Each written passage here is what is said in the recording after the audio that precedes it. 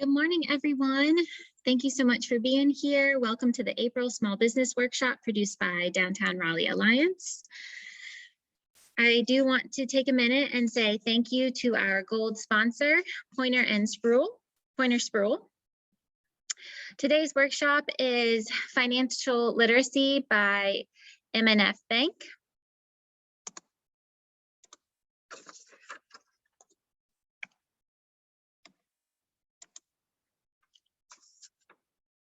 My name is Roxanne Lundy, and I'm on the Economic Development team at Downtown Raleigh Alliance. For those of you not familiar with DRA, we are an independent nonprofit contracted by the City of Raleigh to champion downtown development and support and grow the downtown business community. We assist the city in management and maintenance of the public realm via the safety and hospitality ambassadors. Other investments include social services, storefront recruitment, business retention, arts, and community engagement through programs and activations such as Jazz in the Square, First Friday, Illuminate, Dine Out Downtown, to name a few. We offer business development workshops like this one, as well as conduct quarterly market reports and produce the annual State of Downtown report and event. So that's a little bit about Downtown Raleigh Alliance. Before we get started, I want to mention that we are recording this presentation. We will upload it to our website later this week. Throughout the presentation, please use the Q&A feature as part of the Zoom webinar. That feature allows you to submit questions and we'll be able to review. We'll try to address as many questions as possible. In today's small business workshop, Sabrina Treywick of M&F Bank will be discussing financial literacy and small business support. Sabrina is the Senior Vice President and Triangle Commercial Banking Team Leader for M&F Bank. She formerly served as the Raleigh City Executive for the same company. She is a graduate from the University of Pittsburgh with a degree in economics. Sabrina has been in banking for over 30 years and has been with M&F Bank for the past 15. Sabrina serves on various boards, and she assists M&F Bank with their financial literacy mission by helping clients with banking and financial service needs. So we're excited to have you here, Sabrina. Without further ado, I am thrilled to turn it over to you. Thanks for being here. Good morning. Thank you so much, Roxanne. It's a pleasure being here with you today and being able to share M&F Bank with you. So just give me a moment.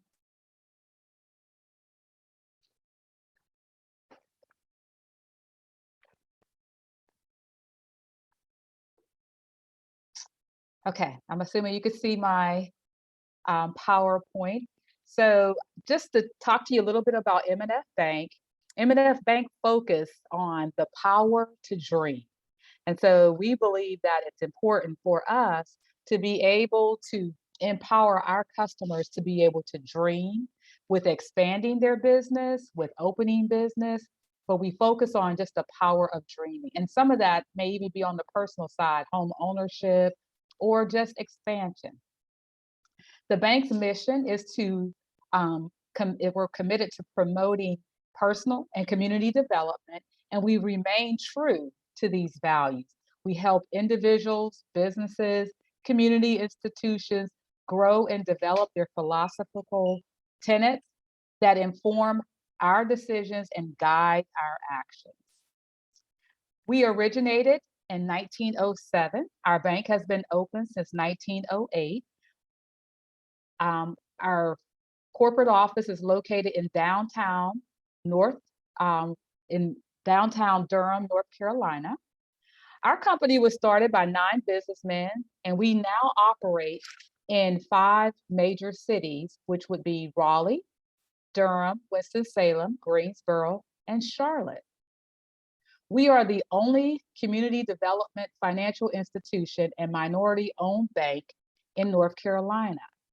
Our CDFI status distinguishes us from other banks because it means that we focus on meeting the needs of the underserved community. We recycle 83% of our deposits back into the community that we serve in the form of loans. We have maintained an outstanding community reinvestment rating for the last 25 years, which means that we are determined that we have had a proven track record of meeting the credit needs of individuals, businesses, nonprofits in our local community. Now, let's talk about how businesses can survive the post-pandemic economy. I'm sure this is something that many of us have thought about when we talk about the pandemic and how we're going to view ourselves going forth as we try to navigate out of there. So there's challenges that I'm sure many of us are seeing as it relates to the pandemic. One, our clients are slowly feeling comfortable. Now that's a challenge because we were used to maybe having full capacity as it relates to some clients coming in to do business with us. And so because they're slowly coming back to do business, we've had to adjust to our clients getting comfortable coming back into doing business with us. One of the other challenges that small businesses are facing right now is staffing, and that's on multiple levels.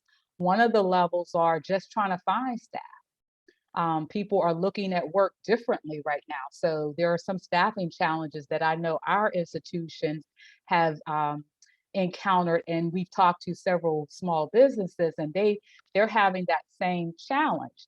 We've also noticed with staffing, we're now having to pay people more in order to be able to keep staff or to retain staff or to gain staff. So our salary structures for staffing has been impacted by the pandemic. One of the other things that we've noticed with staffing, there's a different group of people that are working. And so as a company, we find ourselves sometimes tolerating certain things that maybe you wouldn't tolerate pre-pandemic, just to maintain the staffing levels, because we know that if you lose that staff, it's going to be a challenge to just try to replace that staff. So those are some of the challenges that small businesses are seeing. Also, supply chains. Trying to get what you need to be able to operate has become a challenge. We hear this every day from some of our small businesses on just trying to get some of the supplies that they need to be able to operate has become a challenge. In a banking world, I know some people think, well, we don't do a lot with the supply chains, but we do construction lending. And so many clients who have construction loans with us, we've noticed that construction projects have exploded in cost or grown in cost by 20, 30% of the initial budget, because it's difficult trying to be able to get the supplies that the clients are needing to be able to finish that project. And something that we all are very familiar with which is a big challenge for many of us, is inflation. And so we're all seeing it across the board as we navigate post-pandemic economy. What are some of the opportunities that go with those challenges? Because we're still here, we are stronger. I think that's something that we have to take a lot of pride in, that our businesses are still existing. Many companies have not survived the pandemic. So just the fact that we're still around, that is something that we should feel good about. Now, another opportunity is it's time to adapt and make the necessary changes that we need to operate our business. Business as usual, I think many of us know that we can no longer operate business as usual. So we've had to look at different ways to adapt and make the necessary changes so that our business could be successful. Whether you're a restaurant and maybe you're used to prior pandemic having clients just be able to line up coming in. Now you're seeing on the restaurant side, more and more people are doing DoorDash and different things like that. And so you've had to navigate and adjust to that.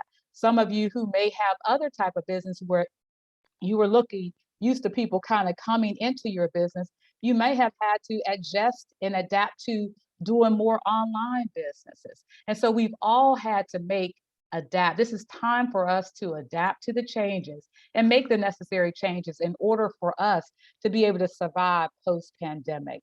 One of the things and I know I mentioned this as a challenge, but this is also an opportunity.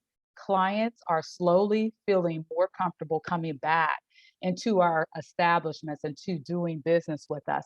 And so that should provide us with some degree of hope as we navigate post-pandemic and try to make the necessary changes to help our business be successful. This is also an opportunity for us to create a better relationship with our financial partners.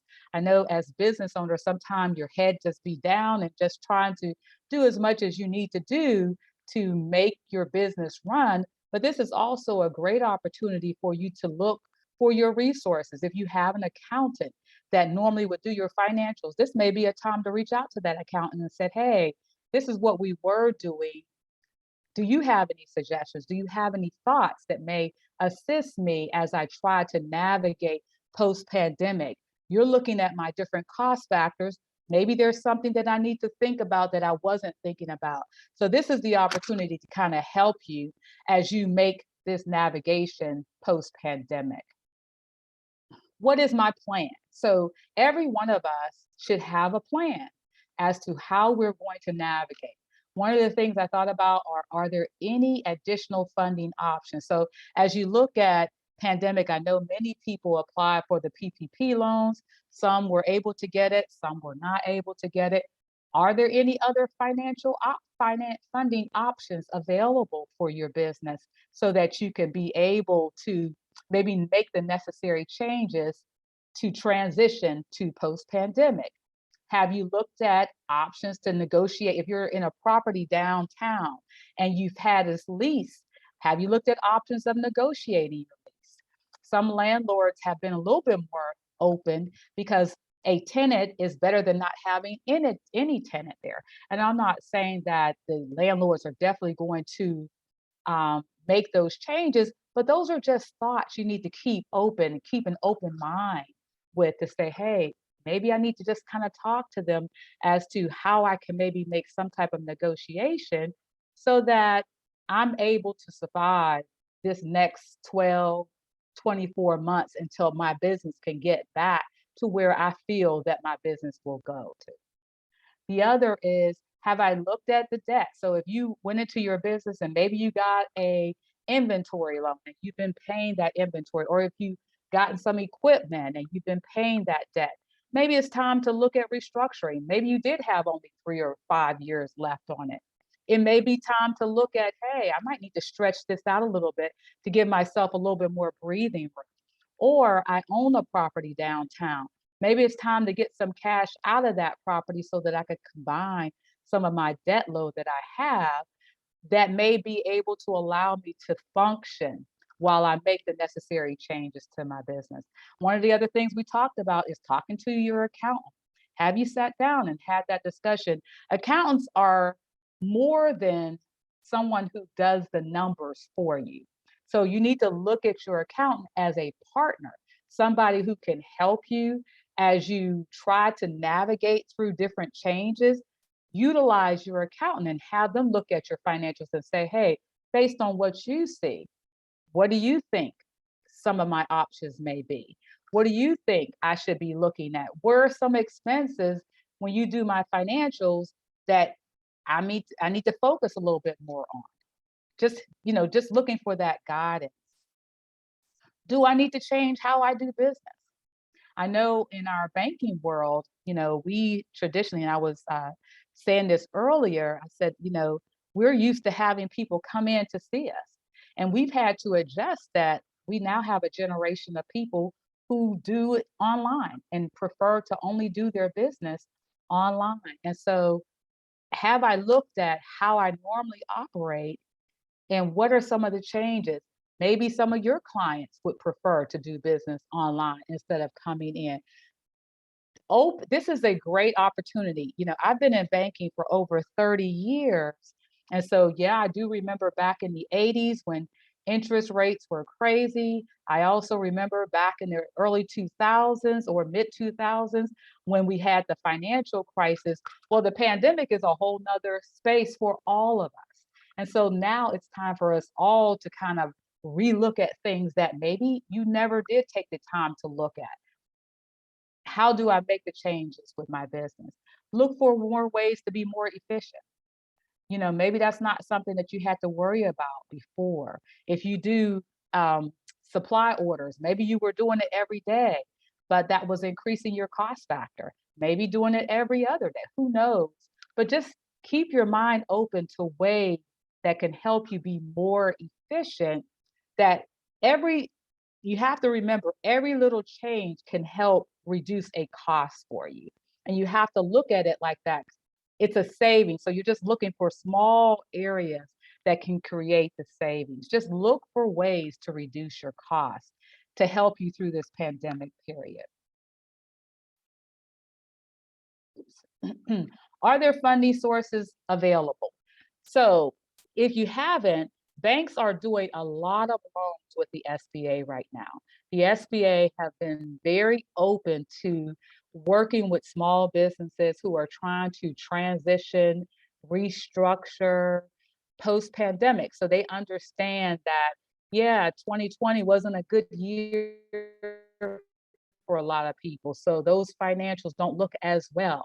And they've been able to make some of those adjustments. So if you maybe that's not something that you've thought about before, this is a perfect time to start looking at SBA, going to your banking partner and saying, hey, am I a good candidate for a SBA loan? I'm looking at maybe trying to restructure some things. And maybe if I restructure it under the SBA umbrella, I can stretch out my term. Whereas if I did a traditional bank loan, maybe the longest they'll let me do it is for 5 years.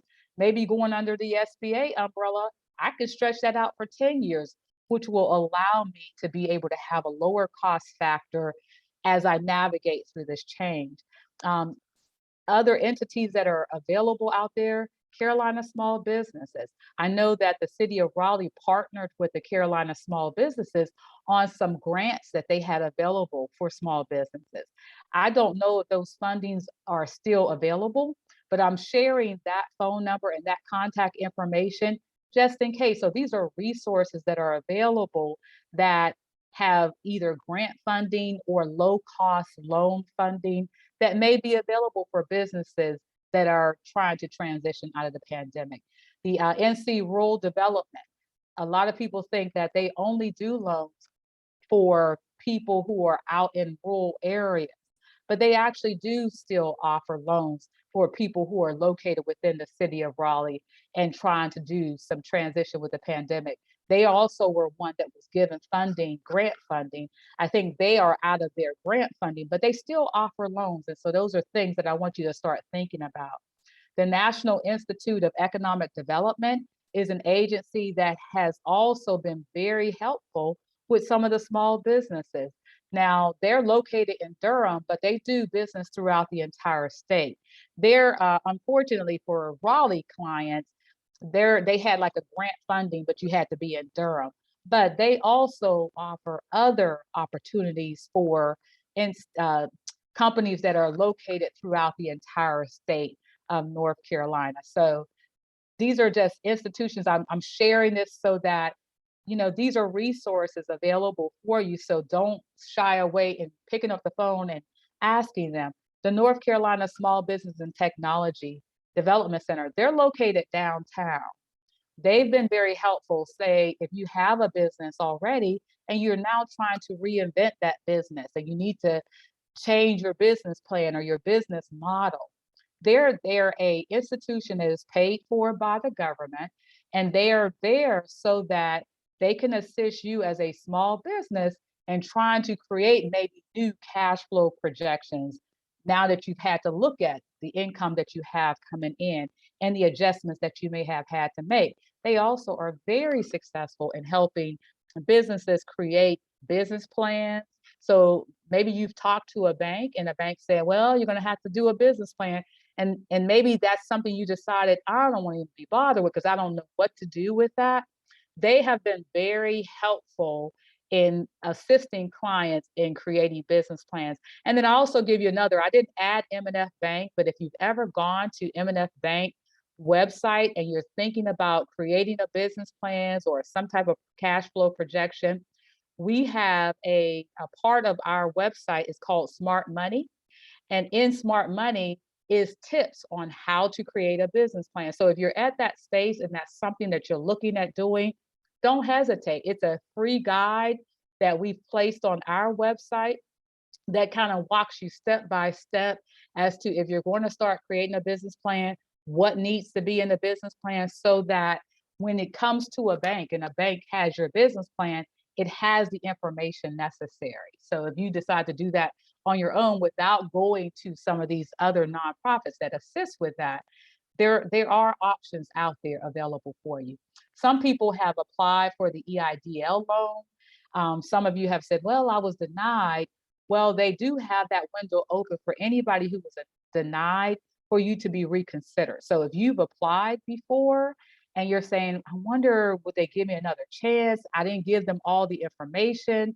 This is a time to go back to them and say, hey, I was denied. I want to be reconsidered. Or let's say you applied and you got a small portion of the funds that maybe they felt like you were eligible for, then they are accepting applications for individuals who need additional funding. They're not accepting applications for new, but if you're already in their portal and you've tried to apply before, they are looking at those applications. So don't shy away from those options because those are funds.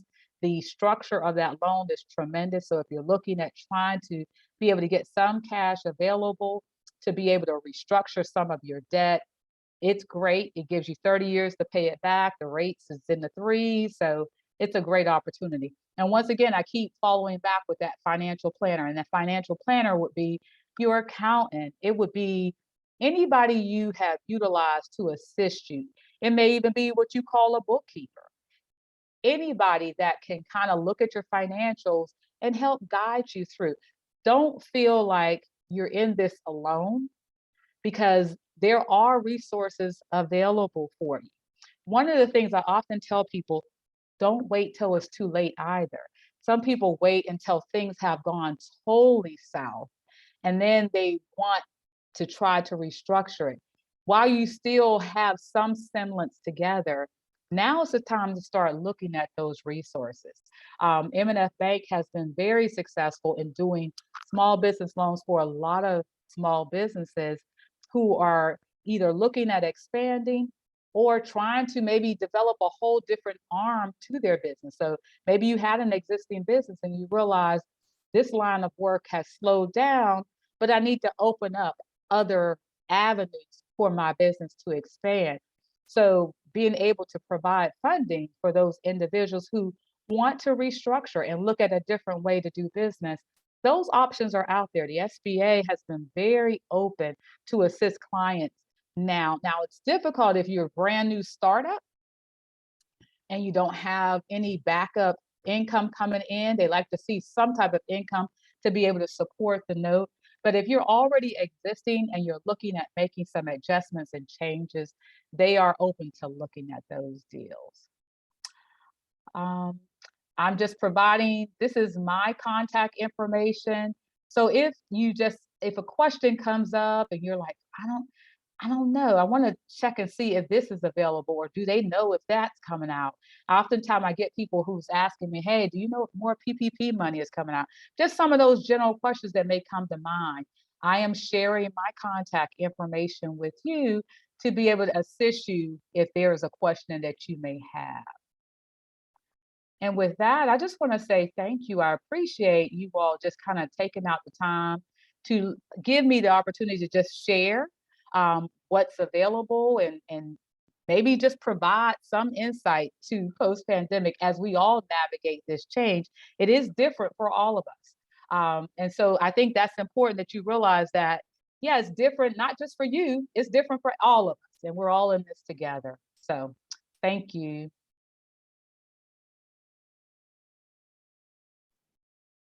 Thank you so much, Sabrina. Thank you, Roxanne. Let's see here. So it looks like we have some time for Q&A, and just want to see if anyone has any questions. Okay, here's one that came through. So someone asked, what type of information could you offer for those starting a new business? So it sounds like business hasn't quite started yet, but is in the works. And you did share a lot of great resources, but is there any information that you have for just someone interested in starting a new business? So there's a couple options that are available for business who's that want, excuse me, want to start a new business. One is, please look at our website. Smart Money helps guide you to opening, creating a business plan and what a bank would need to see, because that is your first step. If you're looking at starting a new business, every bank is going to want to see a business plan. They want to see your roadmap on how you're going to open up that business, get it operating, and how are you going to be able to generate money. And so that's your very first step that I would suggest. If you haven't put that time in to create a business plan, there are nonprofit organizations that are available that can assist with providing you guidance on creating a business plan. One of them is the Business and Technology Center. There's also a institution at NC State. NC State has an arm, and that it's a nonprofit that does assist clients with business development and business plans, and those services are free. And so that's something you need to be aware of. There are many free services out there that are available to assist small businesses if that's something that's different for you, you've never had to do it before.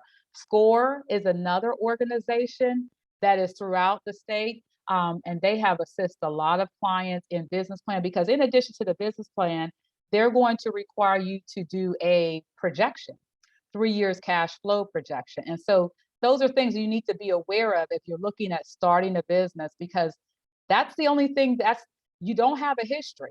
So the only way you're going to be able to sell a bank, the Small Business Administration on this business that you want to start is creating a business plan, because that's the only way, that's the only thing that they're going to have to be able to know what you're trying to do. So it sounds like if a business, or if somebody wants to start a business but doesn't have money to start it, the first step is to look into all these free resources that will help them generate a business plan and create a plan to start making money in order to ask for financing from a bank in order to get to that step. Correct. And so, and once you get that done, there are still some, I mean, right now with the pandemic, there are some companies that have created investor opportunities that have been very helpful for some clients, depending on what your mission is in starting a business. But there are some investors that will invest in startup businesses. Let's say if the business, I'm just kind of throwing out something, if it's a mental health business, something that they feel is going to value the community or provide assistance to the greater value of the community. There are many investors that are now participating in those startups. There are some investors that will participate in daycare startups. So that's available for you. Some of those agencies that I gave you the phone number for, they have like small grant windows. Like if you go with them and you create that business plan, they have a small, I can't say it may be enough for you to really get your business up, but they're like little seeds that they may assist to try to get your business up and going. You just kind of have to research a lot of that. I would, unless you don't have a choice, I would kind of stay away from the online portals, because they can kind of get you wrapped into something that you may not be very familiar with. So you want to probably try to stay with things that you could kind of pick up the phone, have a conversation with somebody to say, hey, how does this product work? If I get this type of loan, what's the structure? How is it going to be paid back? And I know sometimes if you could go on the internet, it may seem like easy money, but you also have to make sure that it's not going to hurt you in the long run too. What advice do you have for a new business that has had maybe like 1 or 2 years of sales during the pandemic? Like, let's say somebody started a new business during the pandemic, because I feel like a lot of folks did, which is incredible. The type of entrepreneurship that has happened during this time. So they have like maybe 1 or 2 years of experience in sales, and they're ready. They've had success. They're ready to take it to the next step, but they don't quite have the money to do that. What advice do you have for businesses that are definitely getting there? They've got their business plan, they're making sales and being really active in the market, but don't necessarily have the backing to take it to the next level. Yeah, and so with us, we require 10%. However, there are some SBA programs out there that if you're looking at expanding the business, they may not have you put any additional funds into that project if your business has shown a year or two track record of being able to have some type of income. And now you're looking at expanding to the next level. And so that's where I say SBA has kind of got a little bit more open Okay. to allow clients who are looking at getting into business. You know, historically, they may say, no, you haven't been here 3 years, 4 years, 5 years, but they've been a little bit more open to those businesses who, especially those who went out and started a business during the pandemic, which took a lot to kind of step out on that type of faith during a time where we all felt very uncertain. And so they've been a little bit more open and looking at those businesses. So I would just encourage them just to keep searching out some of the SBA programs that are available. Different banks offer different SBA programs. That's why I said, I know with us, if you're going to look at expanding, we require that 10%. But there are some SBA programs out there that doesn't require you that 10% injection to expand.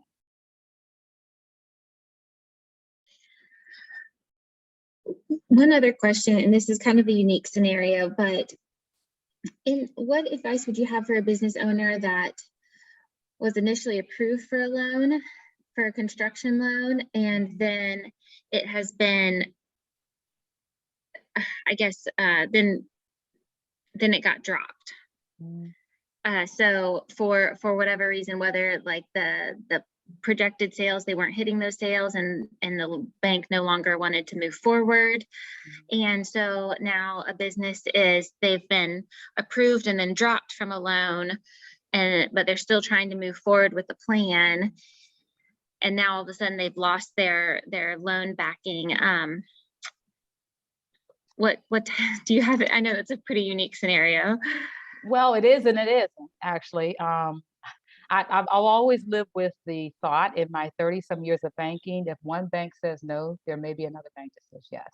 And so if this is a project that you are very, that you believe in and that you feel strong with, I would not hesitate. And maybe you need to look at your projections to maybe make some of those adjustments to your projections. You might need to tweak your project slightly. But I would not hesitate maybe looking for a couple other institutions. Some of the things that people have done that have maybe been in that situation, they've asked for financial planners to say, hey, look, this is my project.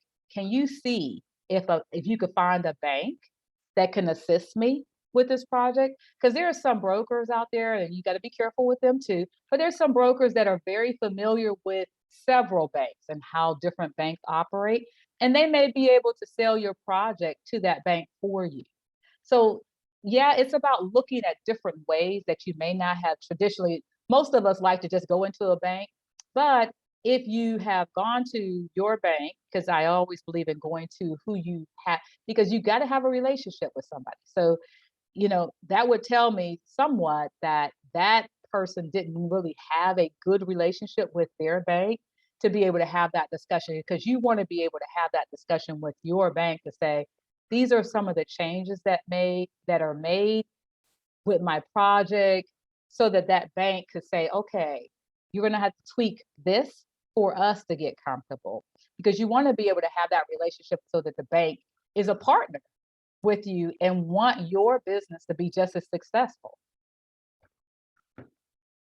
Thank you. I have a couple questions here. So in terms of what a bank looks for, what do banks typically look for in terms of history of operation, level of owner investment? And are there tips for new businesses that don't yet qualify for conventional lending on how they set themselves up for success or to make them more attractive to a bank? So most banks like to see a business existing for 3 to 5 years. That's the general rule. If your business has less than that time period, most of the time they're going to move you towards SBA lending. If you're looking at financing, they're probably going to move you more in that direction.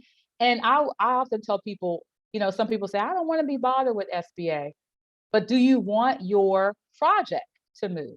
And so, yeah, you don't want to necessarily do an SBA all the time, but can it provide you with the necessary backing? Like if a bank says, hey, you don't have that history for us to feel comfortable, but if we get it approved through SBA, we'll feel okay with that. If that's going to get you to the next project, I wouldn't hesitate going to that for that period of time until my business get established so that I don't necessarily have to utilize SBA to be able to fund my growth of my business or fund my business in general while I'm trying to get it started.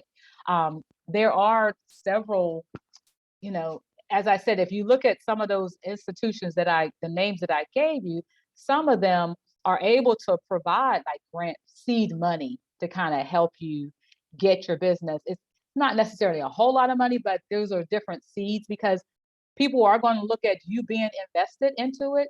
If you're doing SBA always wants at least 10% of you. They want to feel that you bought into your own business as an investment. And that's the same thing that we say as a bank. If you went to traditional financing, most of the time, us as a bank, we're going to say, do you got 20% in? Have you bought into your own business? SBA has backed that down, which has made banks feel comfortable, 10%. So you no longer have that 20% requirement. They'll go into 10% requirement. And don't be shy on maybe multiple. There may be different type of SBA loans that may fit your needs. So there's different loans out there. There's different structures. If you're looking at acquiring real estate, SBA has a great program. It's a 25-year program out there. So those are different options that could help you with funding. I had just to kind of throw this out really quick, I had a lady who was opening up a nursing home facility. Well, she was actually acquiring one and she had not owned one before, but having that, so we did couple loans for her. We did a portion of the loan as a traditional bank loan for her. And then she had another portion of that loan done through the SBA 504, which allowed her to stretch that term out for 25 years. The rate on the SBA side was 2.75. So it kind of helped her with her cost factor to try to, so look for different options. So talk to your bank and ask them for just different options for you. It may be that, depending on what you're looking at, it may be only one option, but there may be multiple options. And so be open to the different options that are available. Thank you. I know you had mentioned that most banks are looking for a business to be in business for like 3 to 5 years, and that's maybe shifted a little with the pandemic. But for those newer businesses, what are some ways that they can demonstrate viability or creditworthiness? So we look at, believe it or not, we look at your personal credit probably more than your business credit. So your business credit may not have that strong history, but your personal credit will.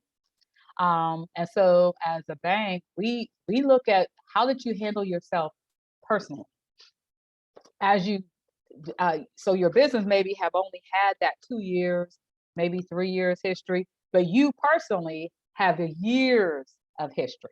And so that is something that a bank takes into consideration when we're looking at a new business. How did you manage yourself personally before trying to go into business? I also encourage people to understand, let's say you didn't handle yourself well personally. Does that prevent you from going into business? No, it just means that you're probably going to have to address some of those issues personally. Be prepared to document if your credit history was not great. Document why wasn't it great? What went on? Did you lose a job for a certain period of time and then you had to restructure? Did you go through a sickness and it created some issue for you and you had to restructure? Be open, be upfront. Always go and pull your credit so that you are telling the banker what's there and not them telling you. what's there. Be upfront with it so that the banker can be your voice and say, well, this is what happened. Yeah, credit score, like our bank, we like to see 690. Let's say if I see a client at 625, then as a banker, I'm able to say, well, it's 625 because 2 years ago, they lost their job, they had to restructure. So some of the debt they had to change up. They're okay now, but they had to go through that space, and that affected and impacted their credit. And so that's one of the things I would tell any individuals, because no, your business don't have the credit history as of yet, but you do. And so as a bank, that is something that they'll be looking One other question that came up is, what if you have previously filed for bankruptcy, but are now trying to rebuild? So one of the key factors is whether or not the bankruptcy is dismissed. And that is a factor that the SBA is going to ask too, is if it's an active bankruptcy, you're going to have to wait until that is dismissed. And also at that point, be prepared to be able to document, what went on, what created that. That does not exclude you from being able to qualify because there is a bankruptcy out there. But you do need to make sure it is a bankruptcy that has been dismissed. Thank you. Another question that just came through is, are there specific resources or additional lending resources available out there for minority and women-owned businesses specifically? Yeah, the Economic Institute in Durham focus primarily on minority women. Not that that's all they deal with, but that is their full focus.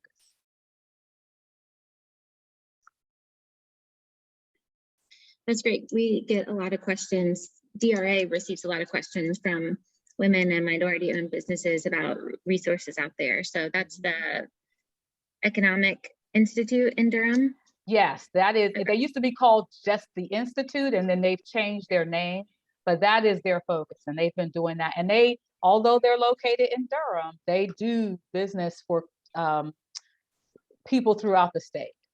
But their mission is to assist minority women-owned business, minority and women-owned business. Fantastic. Wonderful. Well, I don't see any other questions coming through at the moment.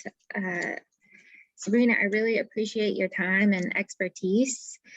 And this recording will be emailed to the